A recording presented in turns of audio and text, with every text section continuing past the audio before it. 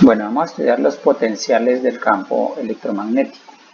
Los potenciales del campo electromagnético son funciones auxiliares que se introducen en el campo para describirlo de una manera a veces más sencilla, es decir, para describir el campo electromagnético de una forma alternativa a cómo se hace directamente con las ecuaciones de Maxwell. Entonces, veamos cómo son esos potenciales del campo electromagnético. Recordemos que las ecuaciones de Maxwell están dadas de la siguiente manera. El rotacional de E es igual a menos dB de T.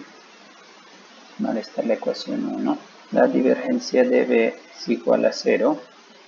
El rotacional de B es igual a mu sub 0 por J más mu sub 0 por epsilon sub 0 de E con respecto a dt, que lo llamábamos corriente de desplazamiento. Esta ecuación la vamos a llamar 3. Y por último, la divergencia de E es igual a ρ sobre epsilon sub 0. Entonces recordamos además que para el campo estacionario, para un campo vectorial estacionario, habíamos dicho que podíamos representar ese campo como la suma de dos campos, A1 y A2, los cuales tenían la característica de que A1 era un vector no solenoidal y A2 era un vector solenoidal. Desde este punto de vista, entonces, la divergencia de A1 la podíamos representar como una función que dependía de las coordenadas, y el rotacional de A1, por cuanto no es un vector solenoidal, sería igual a 0. Y para el vector A2 tendríamos que la divergencia de A2 sería igual a 0 y el rotacional de A2 lo podríamos representar con una función vectorial que dependía de las coordenadas. De esta manera, A1 podría ser representada como el gradiente de una función escalar que dependía de las coordenadas, y A2 lo podíamos representar como el rotacional de otra función pero vectorial que dependía de t. Entonces eso teníamos nosotros para el caso del campo estacionario, cualquier campo estacionario, en particular el campo eléctrico y el campo magnético. Para un campo no estacionario podemos actuar de la misma manera. Entonces podemos también decir que para el campo no estacionario, la parte solenoidal la podemos representar como el rotacional de un vector A, desconocido por el momento. Entonces decimos que B se puede representar como el rotacional de un vector A, que depende en este caso ya de las coordenadas y el tiempo. Tomando la primera ecuación de Maxwell, el rotacional de E es igual a menos d con respecto a t de B, pero B es el rotacional del vector A. Invirtiendo, podemos decir que esto es igual al rotacional de menos d A con respecto a t. En otras palabras, tenemos que el rotacional de E menos dA con respecto a t, más A con respecto a t, es igual a 0. Después tenemos una magnitud cuyo rotacional es igual a 0. Acudiendo a nuestro procedimiento para el campo estacionario, habíamos dicho que esa magnitud puede ser representada cuando el rotacional de esa magnitud es igual a 0, la podemos representar como el gradiente de una función escalar. En otras palabras, E más dA con respecto a t es igual a menos el gradiente de phi que depende de r. En este caso pues el menos lo tomamos por conveniencia. Y finalmente tenemos que E es igual a menos el gradiente de phi, vamos a escribirlo con otro color, vamos a hacerlo así, igual a menos el gradiente de phi menos dA con respecto a t. Y aquí teníamos entonces las dos ecuaciones. Primera, que el campo magnético puede ser representado como el rotacional de un vector A. Y segunda, que el campo eléctrico entonces nos resulta ya no igual a menos el gradiente de phi, sino se le aumenta una función, se le agrega una otra función que tiene que ver con el vector potencial. Este es el caso más generalizado del campo eléctrico para el caso no estacionario. Entonces vamos a averiguar qué es ese vector A. Para ello tomamos la tercera ecuación. Entonces decimos que el rotacional de B por un lado es igual al rotacional del rotacional de A, y por otro lado, de acuerdo a la ecuación tercera de Maxwell, tenemos que eso es igual a μ sub 0 por J, por la densidad de corriente, más μ sub 0 por epsilon sub 0 por dE con respecto a t. Pero dE con respecto a t, entonces tenemos que esto es igual a μ sub 0 por J más μ sub 0 por epsilon sub 0 por d con respecto a t de E, pero que es E, menos el gradiente de phi menos de A con respecto a t. Pero sabemos de la matemática que el rotacional del rotacional de un vector cualquiera A, lo podemos también representar como el producto cruz del gradiente por el gradiente cruz el vector A. Eso es igual a el gradiente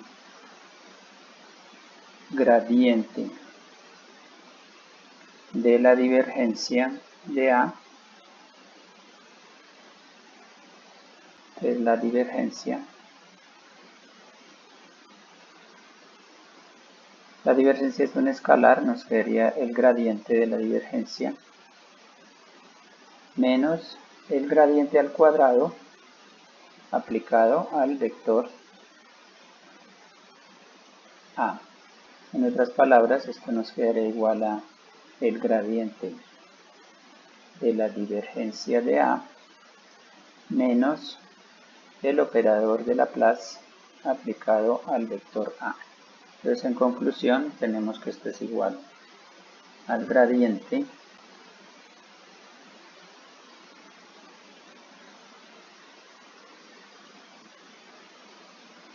por un lado menos el operador de Laplace aplicado a, y por otro lado tenemos que esto es igual a μ sub 0 por J más μ sub 0 por epsilon sub 0. Aquí tenemos el gradiente de phi, vamos a invertir. Entonces tenemos esto con signo menos μ sub 0 por epsilon sub 0. Invertimos aquí los operadores. Entonces nos quedaría por el gradiente de phi con respecto a t. En el segundo término nos queda menos μ sub 0 por epsilon sub 0 de 2a con respecto a t. Ordenamos esta ecuación de una forma más clara. Entonces vamos a poner el operador de Laplace a la izquierda junto con la parte del tiempo. Entonces tenemos este con este, nos queda aquí menos, aquí nos queda mu sub 0 por epsilon sub 0 de 2a con respecto al tiempo. Y en la otra parte tendremos mu sub 0 por j con signo menos, porque lo pasamos a este lado, más mu sub 0 por epsilon sub 0 por el gradiente de dφ con respecto a t. Y nos queda finalmente menos el gradiente por la divergencia de A. La parte derecha la podemos nuevamente reescribir como menos mu sub 0 por j más o menos el gradiente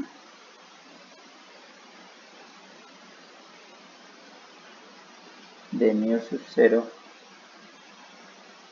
el gradiente de la divergencia de A, menos mu sub 0 por epsilon sub 0 por dφ con respecto a t.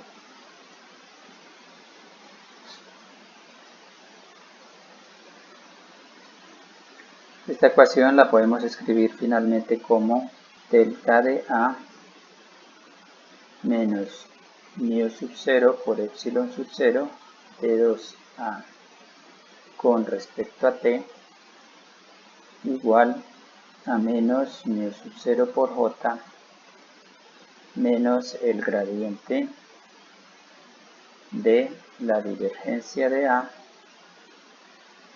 menos mu sub 0 por epsilon sub 0 de phi con respecto a t. Esta sería nuestra primera ecuación, digamos por medio de la cual podemos hallar el vector A. Por otra parte, vamos a mirar el otro potencial. Entonces, de la cuarta ecuación de Maxwell, tenemos que la divergencia de E es igual a ρ sobre epsilon sub 0. Pero eso es igual a la divergencia de E. Pero E es igual a menos el gradiente de phi menos de A con respecto a t. Sabemos que la divergencia del gradiente de una función escalar es igual al operador de Laplace de esa función escalar. Entonces esto es igual a menos el operador de Laplace aplicado a la función phi menos, acá invertimos los operadores, nos quedaría menos d con respecto a t de la divergencia del vector A. Podemos escribir finalmente que delta de phi menos d con respecto a t de la divergencia de A es igual a menos ρ sobre epsilon sub 0.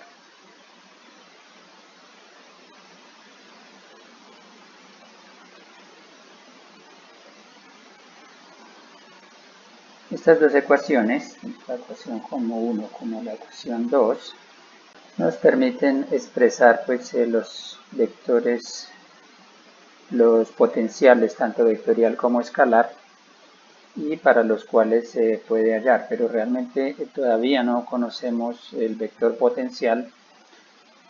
Entonces vamos a definirlos de tal manera que se cumplan tanto las ecuaciones de que B es igual al rotacional de A y E es igual a menos el gradiente de phi menos de A de t, es decir, para que se sigan cumpliendo esas y además para que estas dos ecuaciones 1 y 2 sean independientes. Entonces vamos a definir una condición para que esto se cumpla y vamos a decir que vamos a definir la divergencia del vector A. Y la definimos de tal manera que la divergencia de A menos mu sub 0 por epsilon sub 0 de phi de t sea igual a 0. Eso quiere decir que la divergencia de A es igual a mu sub 0 por epsilon sub 0 por e phi de t. Teniendo en cuenta esta condición, que se llama condición o relación de Lorentz, podemos entonces finalmente escribir nuestras dos ecuaciones de la siguiente manera. Delta de A menos mu sub 0 por epsilon sub 0 de 2A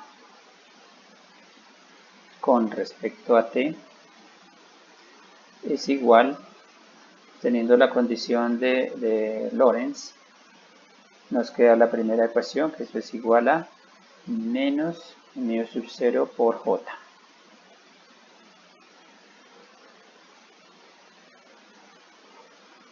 Y la segunda ecuación nos quedaría entonces delta de phi menos t con respecto a t de la divergencia de A, pero la divergencia de A nos quedaría, de acuerdo a la relación de Lorentz, como mu sub 0 por epsilon sub 0 por d phi de t. Por lo tanto, aquí nos queda también bien mu sub 0 por epsilon sub 0 de 2 phi con respecto a t cuadrado, y eso es igual a menos rho sobre epsilon sub 0.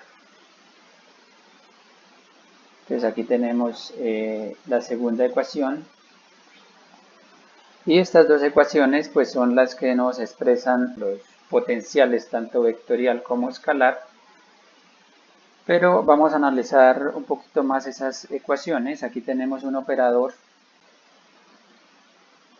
tenemos el operador de Laplace menos mu sub 0 por epsilon sub 0 de 2 de t cuadrado. Ese operador lo podemos escribir como primera medida mu sub 0 por epsilon sub 0 viene a ser igual a 1 sobre c cuadrado por unidades, además representan el inverso de la velocidad de la luz al cuadrado. Entonces eso tendría, podríamos llamar U delta menos 1 sobre c cuadrado de 2 de t cuadrado. Si lo escribimos más explícitamente, entonces sería de 2 de x cuadrado más de 2 de y cuadrado más de 2 de z menos 1 sobre c cuadrado de 2 de t cuadrado. Y esto se le llama el operador de D'Alembert. Y una ecuación en general en matemáticas es una ecuación que esté expresada como delta de phi menos 1 sobre c cuadrado de 2 phi de t cuadrado, que es igual a una función psi que depende en general de r y t, la cual también se puede escribir como el operador de D'Alembert, que al fin y al cabo lo podemos expresar como un símbolo de un cuadrado. El operador de D'Alembert, esta ecuación se le denomina ecuación de D'Alembert. Un caso particular, cuando psi de r y t es igual a 0, entonces obtenemos la ecuación delta de phi menos 1 sobre c cuadrado por la derivada segunda de phi con respecto al tiempo, y este es igual a 0. Esta ecuación se le denomina ecuación de onda. Y otro caso particular, aquí tenemos un caso particular, segundo caso particular, cuando phi no depende del tiempo.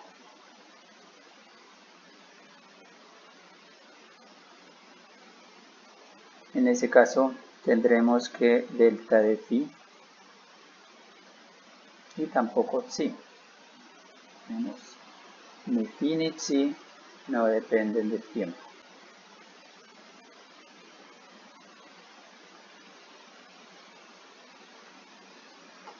En este caso tenemos que delta de phi es igual a psi que depende de r. En este caso tenemos la ecuación de Poisson.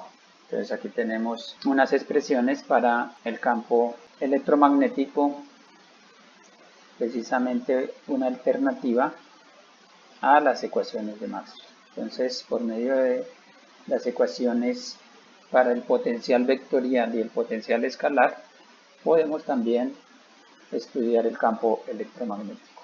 Y en algunos casos del estudio del campo electromagnético resulta más provechoso acudir a las ecuaciones de los potenciales, tanto escalar como vectorial, que acudir directamente a las ecuaciones de Maxwell. Bueno, muchas gracias.